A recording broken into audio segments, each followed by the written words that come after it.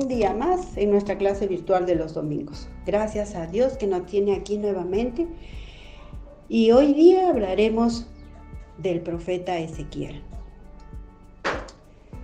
Oremos para que Dios nos guíe y nos ayude en esta mañana. Bendito Padre, gracias por este día. Gracias por tu palabra. Gracias por las enseñanzas que tú nos das. Ayúdanos a guardar tu palabra y a obedecerla. En el nombre de tu Hijo, nuestro Señor Jesús. Amén. ¿Quién fue Ezequiel?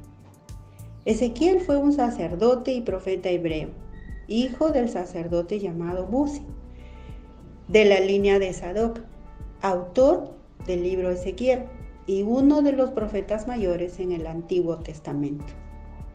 Su nombre quiere decir fortalecido por Dios. Efectivamente, porque en el capítulo 3, versículo 8 y 9 lo dice, que lo fortaleció para dicha tarea.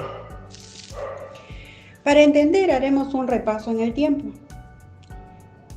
Luego del reinado del rey Salomón, hijo del rey David, en el Reino Unido de Israel, sobrevino a causa del pecado de la idolatría y por voluntad de Dios una guerra civil que termina en una división del reino, en dos monarquías. El reino del sur, que viene a ser Judá, y el reino del norte, que viene a ser Israel. En este caso hablaremos del reino del sur, el cual está más ligado al profeta Ezequiel. El reino del sur estaba situado en la región sur de la Palestina y estaba conformada por dos tribus de las 12 tribus de Israel, la tribu de Judá y la tribu de Benjamín. Y por eso se le denomina Reino de Judá, siendo su capital Jerusalén y su primer rey, el rey Roboam.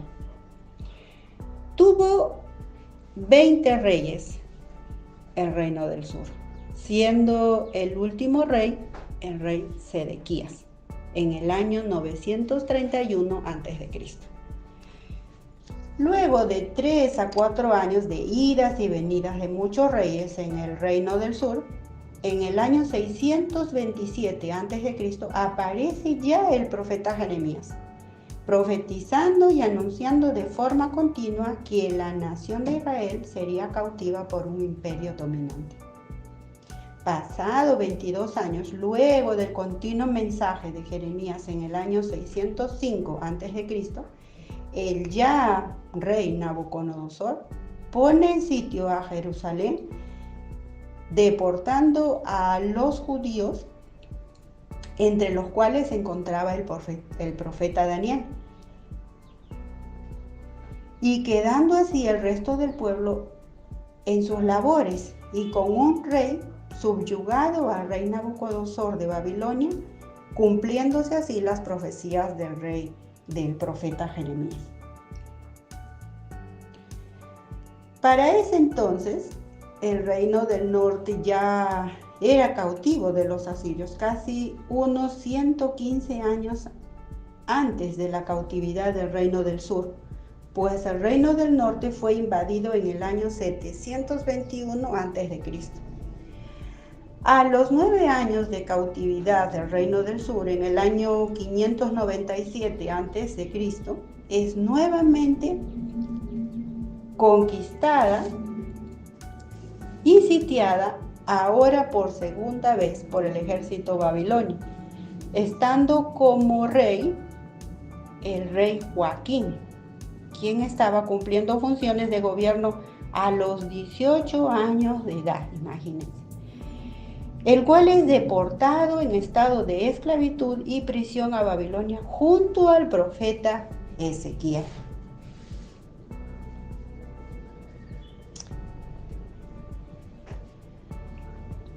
Quedando como rey en el ya devastado y dañado reino del sur, el rey Sedequías,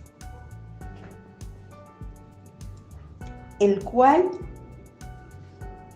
luego de un tiempo decide sublevarse al poderío de Nabucodonosor, formando una alianza con el remanente egipcio que también estaba bajo la autoridad de los babilonios. Pero más allá de ello, el terco Sedequías, así como otros reyes, buscaban la muerte de algunos profetas. Y comienza una implacable persecución sobre el profeta Jeremías. Pero ¿qué dice Dios?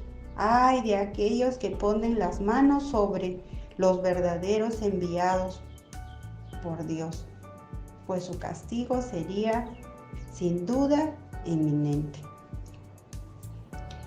El acto de sublevarse a su poderío desencadena una furia total del rey Nabucodonosor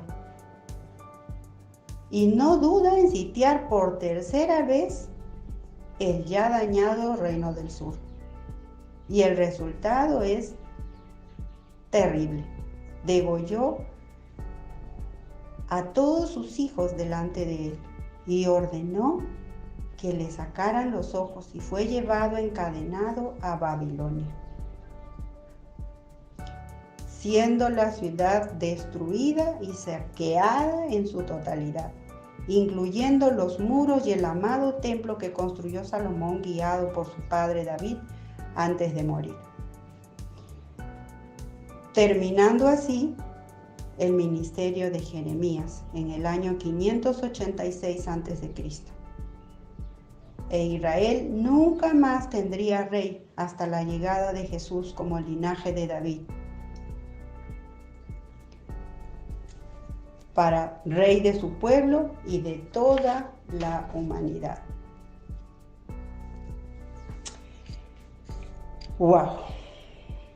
Ahora hablaremos de nuestro profeta Ezequiel. Ezequiel en su deportación no es llevado como prisionero, yéndose a vivir a la región del río Quebar en Tel Aviv. Y domésticamente hablando, las condiciones de Ezequiel y los 10,000 judíos en cautividad en Babilonia eran benignas. Ellos vivían más como colonos que como cautivos, porque se les permitía viajar libremente por el país, dedicarse al comercio, cultivar, casarse, si estos obedecían. Lo pueden verificar en Jeremías capítulo 29, versículo 4 y 5. Y se dice también que Ezequiel tenía su propia casa. En el capítulo 3, versículo 24 de Ezequiel.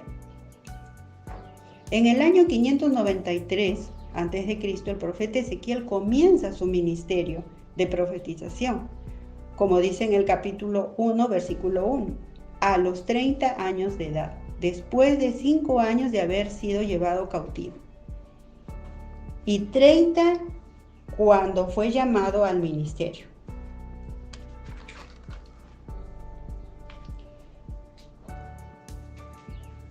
Edad en lo que los sacerdotes comenzaban su cargo. Por lo tanto, era un año muy especial y muy importante para Ezequiel. Ezequiel comienza a predicar y a profetizar a los exiliados de su nación de forma contemporánea al profeta Jeremías, el cual profetizaba y predicaba al remanente que había quedado en el reino del sur con el rey Sedequías en Jerusalén. Y también en la misma fecha, el profeta Daniel anunciaba de Dios en el corazón de la capital de Babilonia, en el palacio real. ¿Se acuerdan de Daniel y sus amigos? El mensaje de Ezequiel, al igual que el de los profetas contemporáneos, era muy claro. Su cautividad era inevitable y necesaria a causa del pecado y la falta de interés espiritual del pueblo de Israel, por las idolatrías y abominaciones por las cuales otras naciones habían sido borradas y exterminadas. El castigo tenía como objetivo el quebrantar sus corazones y que entiendan para siempre que Dios es Dios, que Él era amor pero también juicio. Y a su vez, Ezequiel tenía un mensaje de esperanza y de restauración para su pueblo. Dios anticipó a Ezequiel que su llamado estaría lleno de pruebas y persecución, porque habían momentos de silencio y renuncias. En diversas oportunidades Dios ordenó que Él les significara sus mensajes, con ilustraciones vivenciales y muy drásticas que llamaban la atención de la gente y que pudieran hacer preguntas para que Él pudiera responder, con el fin de que éstas puedan quedar grabadas en los corazones de todo el pueblo. Como por ejemplo cuando Él le ordena que afeite su cabeza y su barba y que el cabello lo repartiera en 3 partes. Esto lo iba a hacer con un cuchillo bien afilado. No era con las máquinas que ahora se afeitan en las peluquerías. La primera parte la quemaría. La segunda parte la tendría que cortar con una espada. Y la tercera parte la esparcería al viento. Esto indicaba lo que se le venía a Judá y a Jerusalén. La primera parte de la ciudad moriría por fuego durante la invasión. La otra parte caería por espada y la restante sería esparcida al viento, que vienen a ser los cautivos, ¿no? Babilonia. Esto pueden verificar en el capítulo 4 del versículo 4 y 5. Otra cuando le dijo que tenía que acostarse sobre su lado izquierdo cada día durante 390 días. Eso simbolizaba la iniquidad del reino del norte y cada día representaba un año. En el capítulo 4, versículo 6, también le ordena que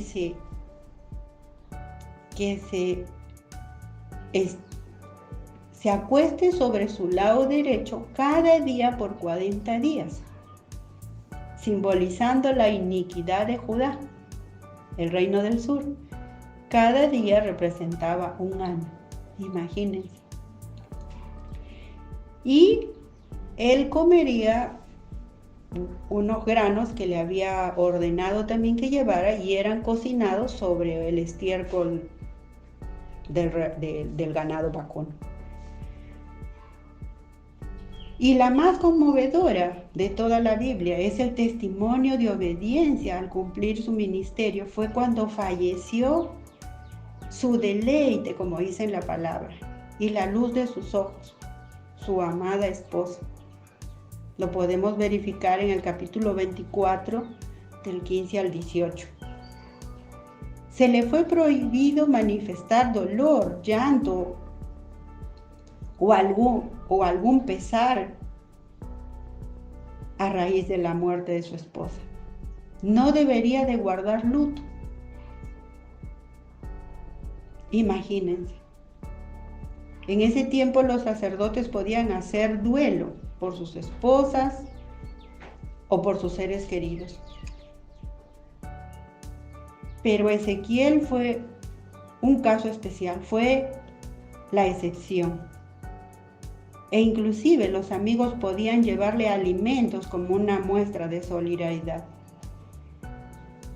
Pero Ezequiel mostró completa subordinación por voluntad propia al cumplimiento de su ministerio profético por la voluntad de Dios.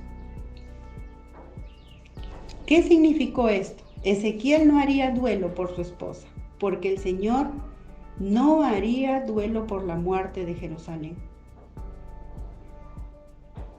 Es especialmente significativo observar que ella falleció el mismo día en que Nabucodonosor inició el tercer y definitivo asalto sobre Jerusalén.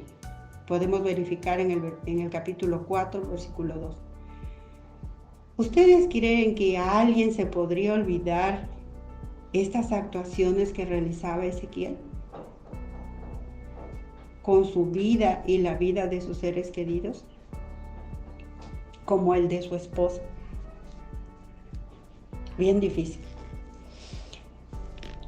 Haciendo una recopilación del libro de Ezequiel, vemos en los capítulos del 1 al tercer capítulo, se resume en el llamamiento como atalaya de la nación de Israel. Entre el capítulo 4 y el 24 profetiza la verdad de Dios y la inminente destrucción de Jerusalén por la idolatría. Entre los capítulos 25 y 32 vaticina sobre 7 naciones paganas y sus pecados y los castigos que se le vendrían. Y entre los capítulos 36 y 48 finaliza con un mensaje de esperanza y fidelidad a Dios y una bendición futura. Era lo que el pueblo más necesitaba en esos momentos. Dios les prometió que limpiaría y les daría un corazón y un espíritu nuevos para que pudieran ser fieles y evitar el juicio futuro, como lo dice en el capítulo 36, versículo 26, 27 y 28. Ezequiel logró, bajo la dirección de Dios, formarse como un hombre fuerte y valiente para alcanzar a un pueblo duro y pecaminoso. Fue sin duda una de las personas que más contribuyó a mantener vivo entre los judíos desterrados el anhelo de regresar a su amada patria. San Jerónimo decía: las visiones de Ezequiel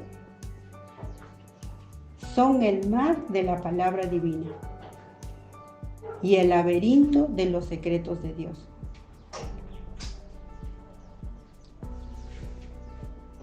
Proclamando esos mensajes poderosos contra un pueblo rebelde y contumaz.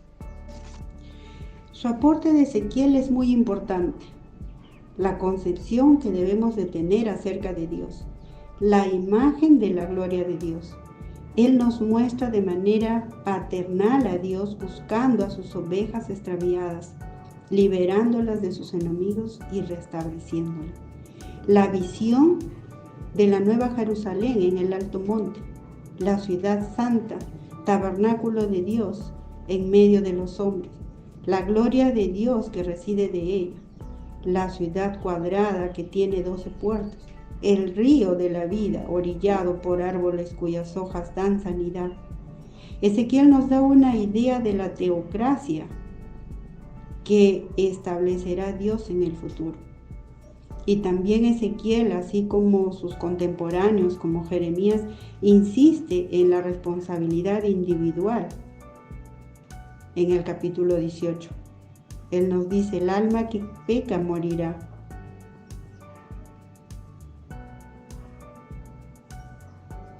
Y nos muestra la regeneración de su pueblo, la santidad del reino que tendrá cumplimiento en los tiempos futuros. Gracias, bendito Padre, por este día. Gracias porque tu palabra es perfecta y porque las enseñanzas que nos das son como ejemplos para que nosotros pudiéramos andar en este mundo de acuerdo a tu voluntad. Ayúdanos a entenderlas, a comprenderlas y a poderlas llevar en obra, Señor. Tú eres el dueño de nuestras vidas y de nuestros corazones. Eres tú el que nos llama al arrepentimiento. Te rogamos en el nombre de tu Hijo, nuestro Señor Jesús. Amén. Hasta la próxima semana, chicos.